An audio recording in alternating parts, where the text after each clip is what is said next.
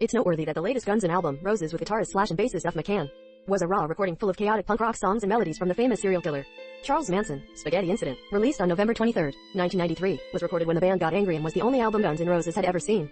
Slash told LA Times that the song was made with naive and innocent black humor on our part, and added a band that intended to remove it from future copies of the album before learning that the royalty would be paid to Bartek Frykowski, son of Wojciech Frykowski, who had been Manson's victim. The original guitarist of Guns N' Roses, Izzy Stradlin, recorded many songs for the album before leaving the band in 1991.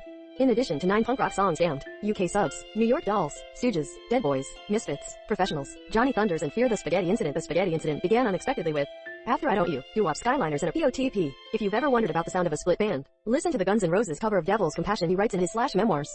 The 19,921,993 Spaghetti Incident with producer Mike Link was followed by Guns N' Roses.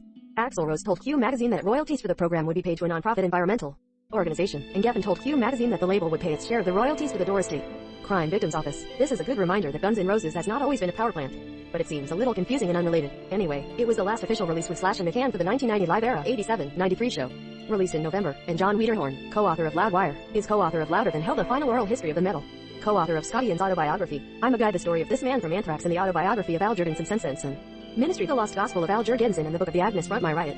Split Up, Brave and Glorious. The recording of the title was met with indignation, and even owner David Geffen was surprised that Manson received the author's reward for the song.